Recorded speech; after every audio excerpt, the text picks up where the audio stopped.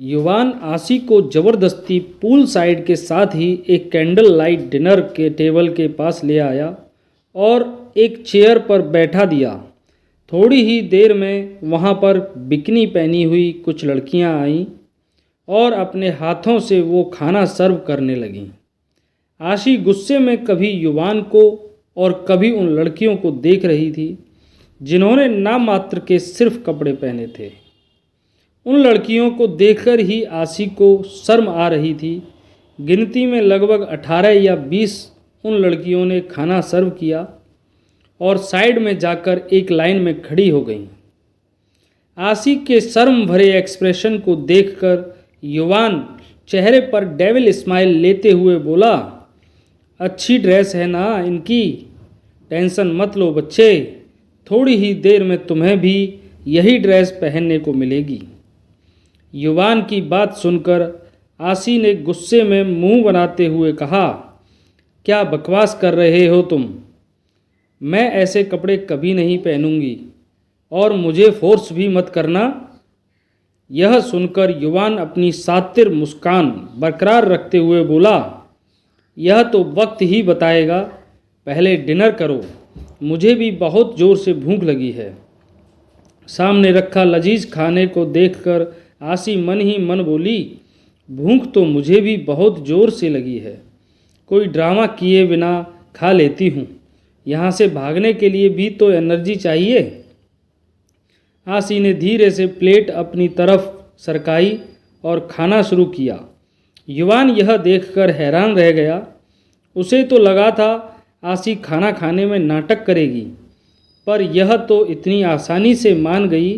तभी आशी ने खाना खाते हुए युवान की तरफ देखा और कहा, ऐसे घूर घूर कर मेरे खाने को नज़र मत लगाओ, तुम भी खाओ, इतना खर्चा किया है तो वसूल तो करो। आशी की बात सुनकर युवान को एक शर्त सूझी। उसने मुस्कुराते हुए आशी को देखकर कहा, तुम मुझे अपने हाथों से खिलाओ। यह सुनकर आशी हैरान होते हुए कुछ पल युवान को देखती है, फिर मुंह बनाते हुए बोली, मैं क्यों खिलाऊं? भगवान ने तुम्हें भी हाथ दिए हैं, चुपचाप अपने हाथों से खाओ। मैं तुम्हें रिक्वेस्ट नहीं कर रहा हूँ, ऑर्डर दे रहा हूँ। अगर यहाँ से जिंदा जाना चाहती हो तो तुम मुझे अपने हाथों से खाना खिलाओ। यह कहते हुए युवान की मुस्कान गायब हो गई और उसका चेहरा एकदम कोल्ड नज़र आ रहा था। युवान की बात सुनकर आशी ने कुछ सोचा और बोली, अच्छा मैं तुम्हें खाना खिलाऊंगी तो तुम मुझे जाने दोगे? इस बात पर युवान ने अपने दोनों हाथ सिर के पीछे करते हुए बड़े ही रिलैक्स तरीके से आशी से कहा, वह तो मुझे सोचना पड़ेगा और बिना खाना खाए मेरा दिमाग काम नहीं करता, तो तुम मुझे अपने नाजुक हाथों से खाना खिलाओ।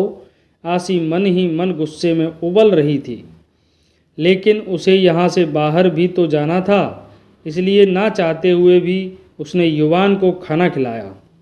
आशी ने चम्मच लेकर जैसे ही युवान को खिलाना चाहा, युवान ने वह चम्मच नीचे फेंक दिया। यह देखकर आशी ने गुस्से से युवान को घूरते हुए कहा, यह क्या किया तुमने? चम्मच क्यों फेंका? युवान अपने चेहरे पर तिरछी मुस्कान लेकर बोला, मैंने कहा मुझे तुम्हारे हाथों से खाना है, चम्मच से नहीं। मुझे अपने हाथों से खाना खिलाओ, नाजुक नाजुक हाथों से, समझी मिस क्यूटी? युवान की बात सुनकर आशी ने मन ही मन कुड़ते हुए अपने हाथों में खाने का एक निवाला लिया और युवान के मुंह के सामने अपने हाथ बढ़ा दिया। आशी ने पहले वाइट जैसे ही युवान के मुंह में डाली, युवान ने उसके हाथों पर वाइट कर लिया। यह क्या किया तुमने? वाइट क्यों किया? जाओ, मैं तुम्हें खाना नहीं खिलाऊंगी, अपने हाथों से खाना खाओ। कहते हुए खुशी ने अपना मुंह दूसरी तरफ घुमा लिया। उसकी इस हरकत को देखकर युवान ने गुस्से में आशी को घूरते हुए कहा, मेरी तरफ देखो, तुम यहाँ मेहमान नहीं हो जो अपने यह नखरे मुझे दिखा रही हो, तुम मेरी दासी हो, तुम मेरी गुलाम हो। और मैं जो कहूँगा तुम्हें वही करना होगा, वरना अंजाम तुम्हारे लिए अच्छा नहीं होगा। क्या कहा? गुलाम? हाँ, तुम्हारे सपने में आसी किसी की गुलाम नहीं है, समझे तुम? अच्छा होगा तुम अपनी यह गलतफहमी दूर कर लो। सांप पालो, कुत्ता पालो, लेकिन गलतफहमी मत पालो, क्योंकि गलतफहमियाँ बहुत तकलीफ़ देती हैं। कहते हुए आसी की आंखों में गुस्सा और बेहिसाब नफ़रत थी। हाँ, तुमने सही कहा, क्योंकि गलतफहमियाँ बहुत तकलीफ़ देती हैं, जैसे अभी तुम्हें देने वाली हैं। कहते हुए युवान ने टेबल के नीचे से एक गन निकाली और आसी के माथे पर पॉइंट कर दिया। हैरानी वाली बात यह थी कि आसी ने गन देखने के बाद भी अपनी नज़रों को नीचे नहीं किया, बल्कि इस तरह गुस्से भरी आंखों से युवान को घूर रही थी। उसकी आंखों में एक पल के लिए भी डर नहीं आया। आसी को ना डरता देखकर युवान एक पल के लिए हैरान रह गया, क्योंकि आज तक युवान ने किसी को भी ऐसी निडरता से उसकी आंखों में आंखें डालकर देखते हुए नहीं पाया था। उसे आसी की आंखों में एक आग नज़र आ रही थी। आसी की निडर आंखें युवान को अंदर से कुछ महसूस करने के लिए मजबूर कर रही थीं। युवान ने आसी से पूछा, क्या हुआ? तुम्हें डर नहीं लग रहा? क्या तुम इसे खिलौना समझने की गलती कर रही हो? मुझे तुम्हारी आंखों में डर नज़र क्यों नहीं आ रहा? युवान की बात सुनकर आसी अपने चेहरे पर मुस्कान लेकर बोली, 5 साल की उम्र से मौत से बदतर ज़िंदगी जी है मैंने, इसलिए मौत का डर आसी को नहीं है। मारना चाहते हो तो मार दो, आसी अपने लिए ज़िंदगी की भीख नहीं मांगने वाली। आसी की बात सुनकर युवान सोच में पड़ गया। फिर अपने चेहरे पर शैतानी हंसी लाते हुए जोर जोर से हंसते हुए बोला, nice attitude cutie, I am impressed, very impressed. मैं जितना तुम्हें जान रहा हूँ, तुम्हारे बारे में हर बार एक नई चीज़ पता चल रही है, और जितना मैं तुम्हें जान रहा हूँ, तुम्हें पाने की आग मेरे अंदर उतनी ही बढ़ रही है। क्या कहा तुमने? आसी अपने लिए ज़िंदगी की भीख नहीं मांगेगी, इसका मतलब दूसरों के लिए मांग सकती है ना? तो एक गेम खेलते हैं, तुम जितनी बार मुझे ना कहोगी, मैं उतनी ही लाशें यहाँ बिछा दूँगा, और इसका जिम्मेदार मैं नहीं रहूँगा, बल्कि इसकी जिम्मेदार रहोगी तुम। कहते हुए युवान की आंखें एकदम से बड़ी हो गईं, उसकी मुस्कान गायब हो गई, मानो उसके अंदर का शैतान बाहर निकल रहा हो। आसी ने हैरान होते हुए पूछा, क्या मतलब? तभी युवान ने साइड में लाइन से खड़ी हुई अपनी मिस्ट्रेस, जिन्होंने अभी अभी आसी और युवान को खाना सर्व किया था, उनमें से एक लड़की को बिना देखे गन से शूट कर दिया। वह लड़की तड़प तड़प कर वहीं ढेर हो गई, और यह नज़ारा देखकर आसी की आंखों हैरानी से बड़ी हो गईं। वह अंदर तक कांप गई। उसे तो कुछ समझ नहीं आ रहा था अभी क्या हुआ। आसी ने आज से पहले अपनी आंखों के सामने किसी की मौत नहीं देखी थी। वह एकदम सन्न रह गई आसी को हैरान परेशान देखकर। युवान अपने चेहरे पर तिरछी मुस्कान लेकर बोला, तुमने मुझे बहुत हल्के में लिया क्यूटी। शायद तुमने मुझे कॉमेडी टाइप समझा था, पर मैं बहुत सीरियस टाइप हूँ। यह तो फ़िलहाल ट्रेलर था, मैं इससे भी ज़्यादा खतरनाक हूँ।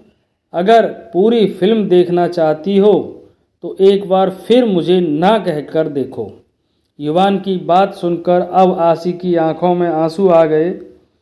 उसने हैरानी से युवान को देखते हुए कांपती आवाज़ में बोली, तुमने उसे मार दिया? आसी को रोते हुए देखकर युवान अपने चेहरे पर तिरछी मुस्कान लेकर बोला, रहने दो क्यूटी, यह कोई बड़ी बात नहीं है। अपने इन आंसुओं को वेस्ट मत करो, यह आंसू थोड़ी देर में तुम्हारे बहुत काम आने वाले हैं। इन्हें बचा कर रखो, क्योंकि अब मैं तुम्हारा वह हाल करने वाला हूँ कि तुम्हें सिर्फ रोना होगा, लेकिन उससे पहले थोड़ा एंजॉय कर लेते हैं। वह भी एक नई स्टाइल में। कहते हुए युवान ने अपने हाथों से इशारा किया। इशारा पाते ही बिकनी पहनी एक लड़की अपने हाथों में एक थाली लेकर उनके पास आई। थाली के ऊपर ब्लैक कलर का कपड़ा रखा हुआ था। युवान ने मुस्कुराते हुए उस पिस्टल से उस काले कपड़े को हटा दिया। उस थाली में एक रेड कलर के नेट से बनी हुई सेक्सी ड्रेस थी। उसे देखकर ही लग रहा था कि वह बहुत ही रिलीविंग ड्रेस है। आशी को कुछ समझ नहीं आया। उसने सवालिया नज़रों से युवान के चेहरे की तरफ देखा। युवान ने अपने चेहरे पर डेविल स्माइल के साथ कहा, मुझे पता है कि तुम छोटे ड्रेस नहीं पहनती क्यूटी।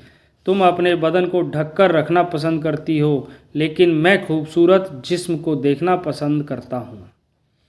तुम अपने यह बेकार के ओल्ड फैशनेबल कपड़ों को उतारो और यह पहनकर आओ। मैं देखना चाहता हूँ। वॉट? यह क्या बकवास है? मैं इन घटिया कपड़ों को अब कभी नहीं पहनूंगी, आशी ने गुस्से में चिल्लाते हुए कहा। इसके जवाब में युवान ने गन से एक और लड़की को शूट कर दिया। यह देखकर आशी ने चिल्लाते हुए कहा, तुम पागल हो गए हो? तुम इन मासूमों को कैसे मार सकते हो? चिल्लाओ मत, मुझे ऊंची आवाज़ बिल्कुल पसंद नहीं है। अपना वॉल्यूम डाउन रखो, वरना इस बार एक साथ 4 लड़कियों पर गोली चलेगी। मैं तुमसे पहले ही कहा था, तुम्हारी एक ना के बदले एक लड़की की जान जाएगी। इसलिए चुपचाप मेरी बात मानो और टाइम वेस्ट किए बिना जल्दी से यह कपड़े पहन कर आओ। जाओ जल्दी करो, अभी तो हमें एंजॉय भी करना है। युवान इन बातों को कहते हुए बिल्कुल एक शैतान लग रहा था। अब आशी उसके सनकीपन से डरने लगी थी। ना चाहते हुए भी आशी को उन लड़कियों की जान बचाने के लिए वह कपड़े लेकर चेंज करने जाना पड़ा। आशी को जाता हुआ देखकर युवान अपनी गर्दन को बहुत ही अजीब तरीके से घूरते हुए गन को देखते हुए बोला, कमाल की चीज़ है तू भी। जिसके हाथ में तू है उसके हाथ में दुनिया है। मैं बात बता नहीं सकता कि मैं कितना बेसब्र हूँ तुम्हारा खूबसूरत जिस्म देखने के लिए, उसे पाने के लिए। जब से तुम्हें देखा है तुम मेरी आँखों में छाई हो और फाइनली तुम आज मेरी हो जाओगी। लेकिन थोड़े दर्दनाक तरीके से मैं तुम्हारा शिकार करने से पहले, तुम्हें नोच खाने से पहले तुम्हारे साथ खेलना चाहता हूँ। कहते हुए युवान सन की तरह से हंसते लगा। इधर दूसरी तरफ कार्तिक, रॉकी, अथर्व और समर आशी को ढूंढने के लिए पुलिस की मदद कर रहे थे। उन्होंने रिपोर्ट में युवान खन्ना का नाम लिखवा दिया था। पुलिस ने युवान का नाम लिख तो लिया था, पर वह सभी इस केस को संभालने से डर रहे थे, क्योंकि युवान के पापा एक बहुत ही बड़े राजनेता हैं और उनकी पहुंच काफ़ी ऊपर तक थी और अब तो वह राष्ट्रपति पद के लिए खड़े होने वाले थे। रॉकी और अथर्व के प्रेशर में आकर पुलिस ने छानबीन करने का नाटक किया। तभी एक पुलिस वाले ने युवान के पापा को इस बारे में खबर कर दी और उसके पापा के प्रेशर में आकर पुलिस वाले सिर्फ टालम टोल करने लगे। वह लोग झूठ मूठ ही सिर्फ दिखावे के लिए इधर उधर गुंडों को पकड़ रहे थे, लेकिन रॉकी के एक सेलिब्रिटी होने के कारण वह लोग इस बात को ज़्यादा दबा भी नहीं पा रहे थे। रॉकी के प्रेशर में आकर युवान के घर पर तलाशी होने वाली थी। पुलिस की एक टीम युवान के घर के लिए निकल गई और यह खबर भी युवान के डैड तक पहुंचने ही वाली थी और इवन पहले ही पहुंच चुकी थी। युवान का सीक्रेट फार्म हाउस। ना चाहते हुए भी आशी को वह घटिया कपड़े पहनने पड़े। वह एक बेली डांस कॉस्ट्यूम थी। उसे पहनकर आशी को खुद में बहुत ज़्यादा शर्म आ रही थी, क्योंकि उसमें टॉप के नाम पर पहनने के लिए सिर्फ एक रेड कलर की स्टोन वर्क की हुई ब्रा थी, जो एक बिकनी की तरह नज़र आ रही थी।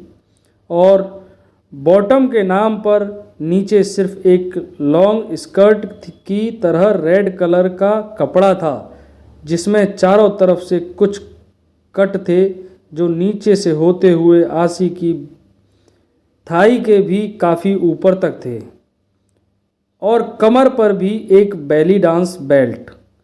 यह एक सेक्सी बेली डांस कॉस्ट्यूम थी जो कि पूरी तरह से रिलीव हो रही थी। आसी ने कभी सपने में भी इस तरह का कुछ पहनने के बारे में नहीं सोचा होगा। आसी इन कपड़ों को पहनकर मन ही मन रो रही थी। उसे अपनी जान की कोई फिक्र नहीं थी, लेकिन उन मासूम लड़कियों की परवाह थी, इसलिए ना चाहते हुए भी उसे यह ड्रेस पहननी पड़ी, क्योंकि युवान एक साइको की तरह सिर्फ अपने मज़े के लिए सभी को मार रहा था। आसी मन ही मन रो रही थी कि तभी दो लड़कियां आसी को बड़ी इज्जत के साथ अपने साथ लेकर चली गईं। थोड़ी ही देर में वह युवान के सामने खड़ी थी। आशी की नज़रें शर्म से नीचे थीं। वह युवान से नज़र भी नहीं मिला पा रही थी, लेकिन युवान आशी को हवस भरी नज़रों से ऊपर से नीचे तक देख रहा था। युवान के चेहरे पर कमीनी मुस्कान और मन में हवस लिए अपनी सीट से खड़ा हुआ और आशी के इर्द गिर्द चक्कर लगाता हुआ उसे ऊपर से नीचे देखता हुआ बड़े ही सेडेक्टिव तरीके से बोला, ओ क्यूटी, मैं तो कभी सोच भी नहीं सकता था कि तुम इतनी ब्यूटीफुल हो। तुम्हारा फिगर सचमुच परफेक्ट है। जी करता है तुम्हें अभी खा लो जाऊं, लेकिन अभी मुझे पैशन रखना होगा, क्योंकि पहले मुझे तुम्हारे साथ खेलना है। अब चलो एक काम करो, इस बेली डांस कॉस्ट्यूम में एक सेक्सी सा डांस दिखा दो। युवान की बातें सुनकर आसी ने गुस्से से दांत पीसते हुए कहा, तुम चाहे कुछ भी कर लो, मैं इस घटिया कॉस्ट्यूम में कोई भी डांस नहीं करने वाली, और तुम मुझे डांस करने के लिए मजबूर नहीं कर सकते। आसी की यह बात सुनकर युवान सनकी तरीके से अपना सर घुमाते हुए बोला, क्या यह तुम्हारा आखिरी फैसला है क्यूटी? एक बार फिर सोच लो। मैं डांस नहीं करूंगी तो नहीं करूंगी, चाहे कुछ भी हो जाए। कहते हुए आसी ने जलती निगाहों से युवान को देखा। आसी की बात सुनकर युवान जोर जोर से हंसते हुए तुरंत गन निकालकर वहां खड़ी 4 लड़कियों को शूट कर देता है। यह नज़ारा देखकर आसपास खड़ी बाकी लड़कियां डर से कांपने लगती हैं। तभी आसी गुस्से से चिल्लाते हुए बोली, तुम राक्षस हो, जल्लाद हो। यस, मैं राक्षस हूँ, जल्लाद हूँ। तुम्हें जो कहना है कहो क्यूटी, क्योंकि तुम्हें हक है यह कहने का। फिलहाल उनकी मौत तुम्हारी नाक की वजह से हुई है। अब जल्दी से डांस शुरू करो, और हाँ, सेक्सी डांस होना चाहिए, वरना तुम जानती हो युवान की बातों में धमकी साफ छुपी हुई थी। आसी ने अपना दिमाग लगाया और युवान को समझाते हुए बोली, देखो मुझे ऐसा डांस नहीं आता, मैं नहीं कर पाऊंगी। ओके, नो प्रॉब्लम, तुम्हारी प्रॉब्लम मैं सॉल्व कर देता हूँ। आखिर अपनी क्यूटी के लिए मैं इतना तो कर ही सकता हूँ। कहते हुए युवान ने रिमोट उठाकर एक बड़े से स्क्रीन की तरफ बटन प्रेस किया और वहां लगी एक बड़ी सी एलईडी टीवी में एक बहुत ही खूबसूरत गाना सेक्सी डांस के साथ स्टार्ट हो गया। युवान ने उंगली के इशारे से सभी को वहां से जाने का ऑर्डर दिया। सभी वहां से चले गए। अब युवान ने आशिक के गले पर अपनी उंगली चलाते हुए बड़े ही हवस वाले तरीके से कहा, इस डांस को देखो और बिल्कुल ऐसे ही परफॉर्म करो, और हाँ, डांस करते वक्त तुम मुझे सेड्यूस करोगी, मेरे बदन के हर हिस्से को अपनी अदाओं से छुओगी, वरना खामियाजा 40 लड़कियां भुगतेंगी। अब चलो शुरू हो जाओ, और हाँ, मैं तुम्हें खुद से दूर करने की कोशिश करूँगा, लेकिन तुम बार बार मेरे करीब आओगी, समझ गई? कहते हुए युवान चेहरे पर तिरछी मुस्कान लेकर एक बड़े से किंग साइज लेदर सोफे पर बैठ गया। गाना शुरू हो चुका था। आसी ने फिल्म की स्क्रीन को देखते हुए नम आँखों के साथ डांस शुरू किया। आसी ने हाथों को हवा में लहराते हुए बोली, डांस शुरू किया। युवान मुस्कुराते हुए अपनी हवस भरी नज़रों से उसे देख रहा था और मन ही मन अपने आप से बोला, तुमने मुझे सिर्फ छूने के कारण थप्पड़ मारा था क्यूटी, अब देखो मैं तुम्हें कहाँ कहाँ टच करता हूँ। पर उससे पहले तुम मुझे टच करोगी, सेड्यूस करोगी और अपने पास इनवाइट करोगी। आसी पिलर को पकड़कर घूमते हुए अपनी कमर हिलाते हुए डांस कर रही थी। युवान ने शराब की तरफ इशारा किया, जिसका साफ मतलब था आसी उसे शराब सर्व करे। अपने मन को मारकर आसी डांस करते हुए युवान के पास रखे ग्लासेस और बोतल को उठाने आई तो युवान आसी की कमर को हाथ लगा रहा था, जो आसी को बिल्कुल अच्छा नहीं लग रहा था। लेकिन फिर भी वह मजबूर थी, वह कुछ कर नहीं सकती थी। उसी तरह डांस करते हुए आसी ने वाइन के ग्लास में जैसे ही शराब सर्व की तो युवान ने आसी के हाथ को मजबूती से पकड़ लिया। गिलास इस वक्त आसी के हाथ में ही था। अपना हाथ छुड़ाने के चक्कर में उस गिलास पर युवान और आसी की पकड़ मजबूत हो गई, जिससे वह गिलास अचानक टूट गया और उसका कांच आसी के हाथों में चुभ गया। एक दर्द भरी चीख आसी के मुंह से निकली और उसके हाथों में से खून बहने लगा। आसी को दर्द हो रहा था, उसकी आंखों में आंसू तो कभी रुके ही नहीं थे, लेकिन युवान के चेहरे पर शैतानी मुस्कान थी। उसने अपने सनकी तरीके से कहा, डांस बेबी, डोंट स्टॉप। आशी अपने दर्द को बर्दाश्त करते हुए बहते खून से लथपथ हाथों से दोबारा डांस करने लगी। युवान धीरे धीरे सोफे पर पीछे की तरफ रेस्ट करने लगा और वहीं रखी वाइन की बोतल अपने सिर पर और गले से होते हुए चेस्ट पर उड़ेलने लगा। इस दौरान उसकी नज़र आसी पर ही थी। उसने अपनी उंगली से इशारा किया। आसी डांस करते हुए उसके आसपास घूमने लगी और उसके गले और चेहरे पर अपनी उंगलियां चलाने लगी। सेड्यूस कैसे करते हैं यह आसी का पता नहीं था। उसके हाथ से लगातार खून बह रहा था, उसे दर्द हो रहा था, लेकिन वह अपने दर्द को सहने की कोशिश कर रही थी। इसे देखकर युवान के चेहरे की मुस्कान और गहरी हो गई। आसी की नज़र उंगलियों से छूने से युवान मानो पागल हो गया। उसके एक टच को महसूस करके उसके शरीर में बिजलियां दौड़ गईं। समझना मुश्किल था कि उसे हवस की तृप्ति का मज़ा आ रहा था। यह बदला पूरा होने का उसने अपने चेहरे पर शैतानी मुस्कान लाते हुए आसी से पूछा, दर्द हो रहा है बेबी? तुमने इसी हाथ से मुझे थप्पड़ मारा था ना? आसी की आंखें गुस्से में लाल हो गई थीं, लेकिन उसके मुंह से एक आवाज़ नहीं निकली। आसी अपना दर्द बर्दाश्त करते हुए उन कांच के टुकड़ों के ऊपर नाच रही थी। पैरों से लगातार खून बह रहा था और दर्द से आसी का चेहरा लाल हो रहा था। लेकिन युवान के चेहरे की मुस्कान इस तरह गहरी और शैतानी थी। तभी युवान खड़ा होकर आसी के नज़दीक आने लगा। वह उसे लगातार लालच भरी निगाहों से ऊपर से नीचे देख जा रहा था। उसकी आंखों में हवस साफ नजर आ रही थी। आसी उसे अपनी ओर आता देखकर धीरे धीरे अपने कदम पीछे कर लेती है। खाना खत्म होते ही युवान ने झटके से आसी की कमर में हाथ डालकर अपने करीब खींच लिया और उसके चेहरे से होते हुए अपनी उंगलियों को उसकी क्लीवेज के पास ले जाने लगा। आसी उसकी छुअन से सहम उठी। उसे यह छुअन अनकंफर्टेबल लग रही थी। आसी की आंखों रो रो कर अब तक सूख चुकी थी। उसने हकलाते हुए युवान से कहा, तुम क्या चाहते हो मुझसे? प्लीज़ मुझे जाने दो। तुमने जो कहा मैंने किया। आप प्लीज़ मुझे ऐसे मत छुएं। मुझे गंदा लग रहा है। मेरे पैरों से खून बह रहा है। मुझे दर्द हो रहा है। मुझे जाने दो प्लीज़। आसी का इस तरह गिड़गिड़ाना सुनकर युवान अपने चेहरे पर तिरछी मुस्कान के साथ बोला, तुम्हें मेरा छूना गंदा लग रहा है? तुम्हें दर्द हो रहा है?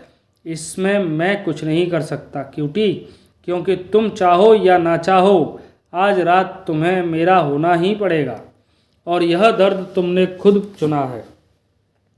तुमने मुझे थप्पड़ मारा था ना, मैं तुम्हारे इस खूबसूरत जिस्म को आज हासिल करके ही रहूँगा। तुम्हें अभी जो दर्द हुआ है ना, उससे भी कहीं ज़्यादा दर्द तुम्हें अब होने वाला है। So be ready for it my cutie. क्या मतलब? तुम क्या करना चाहते हो? क्या चाहिए तुम्हें मुझसे? तुम मुझे मारना चाहते हो तो मार दो, लेकिन प्लीज़ मुझे ऐसे परेशान मत करो। दूर हटो, समझे? मुझे दर्द हो रहा है, आसी ने दर्द में हकलाते हुए कहा। युवान ने आसी के गले पर किस करना शुरू कर दिया था। वह किस करते हुए बोला, ऐसे कैसे छोड़ दूं क्यूटी? इतने खूबसूरत जिस्म के नज़दीक आकर कोई बेवकूफ़ ही होगा जो तुम्हें जाने देगा, और मैं बेवकूफ़ नहीं हूँ। चलो अब एंजॉय करने का वक्त आ गया है। कहते हुए युवान ने आसी को अपने कंधे पर उठाकर एक बड़े से किंग साइज बेड पर लगातार लाकर पटक दिया। वह बेड पूरी तरह से गद्दार था, इसके कारण आसी काफ़ी ऊपर तक उछल गई।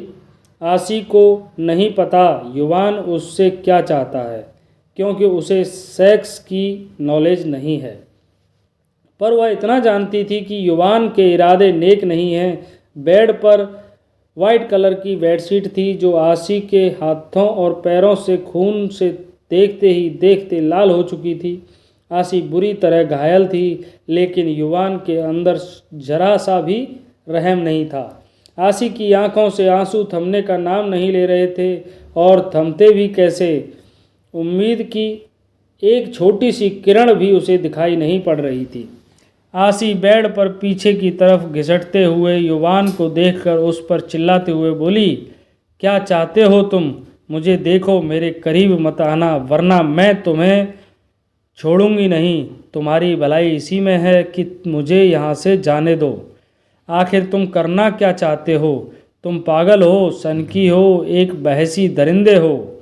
युवान ने अपना जैकेट खोलकर पीछे फेंका, फिर अपनी शर्ट के ऊपर के 3 बटन खोलते हुए आसी के ऊपर बैंड होने लगा, और लस्ट भरी नज़रों से उसके शरीर को देखते हुए अचानक उसके पैर को खींचकर अपने नीचे कर लिया। आसी खुद को संभाल नहीं पाई और सिसकते हुए युवान के नीचे चली गई। युवान अपने एक पैर को बेड के ऊपर रखकर आसी के ऊपर बैंड होते हुए चेहरे पर शैतानी मुस्कान ले के साथ बोला, हाँ मैं पागल हूँ, सनकी हूँ, बहसी दरिंदा हूँ, पर तुमने मुझे पहचानने में बहुत देर कर दी। अब मैं तुम्हें बताता हूँ कि मुझे क्या चाहिए। तुम्हारा जिस्म चाहिए मुझे। आज तुम जानोगी कि एक मर्द और एक औरत के बीच कैसा रिश्ता बनता है, और फिर अब से तुम हर रोज़ मेरे साथ यही रिश्ता निभाओगी। यही तुम्हारी सज़ा है। शुरू में तुम्हें दर्द होगा, लेकिन उसके बाद तुम भी इसे एंजॉय करोगी। कहते हुए युवान आसी के ऊपर झुकने लगा। आसी ने तेज़ी दिखाते हुए अचानक करवट बदली और बेड के दूसरी साइड चली आई। यह देखकर युवान अपने चेहरे पर तिरछी मुस्कान लेते हुए बोला, कोशिश करना बेकार है बेबी, तुम मुझसे बच नहीं सकती। चलो मेरे पास आओ। अगर चुपचाप मेरी बात मान जाओगी तो तुम्हें कम तकलीफ़ होगी, वरना तुम यह दर्द बर्दाश्त नहीं कर सकते। कहते हुए युवान की आंखों में एक सनकीपन और शैतान नज़र आ रहा था। उसकी बातों में एक धमकी थी जिसे आसी बहुत अच्छे से समझ रही थी। वह नम आंखों से युवान से बोली, तुम ऐसा क्यों कर रहे हो? प्लीज़ मुझे जाने दो, मुझे चोट लगी है। तुम गंदे हो, बहुत गंदे हो। अथर भैया ने सच कहा था, तुम बिल्कुल भी अच्छे नहीं हो। शट अप, ड्रामा बंद करो और चुपचाप मेरे पास आओ, इससे पहले कि मैं अपने आपा खो दूँ। मेरी बात मान लो। कहते हुए वह आसी के ऊपर झपटा और उसे उठाकर एक बार फिर बेड पर पटक दिया। आसी रो रही थी, चिल्ला रही थी, लेकिन युवान पर उसके रोने का कोई असर नहीं हो रहा था। दोस्तों, वीडियो को लाइक ज़रूर करें और अपना कमेंट करके हमारा सपोर्ट करें। दोस्तों आगे की कहानी पढ़ने और सुनने के लिए जुड़े रहिए हमारे साथ। मिलते हैं अगली वीडियो में अगले एपिसोड के साथ। तब तक के लिए धन्यवाद।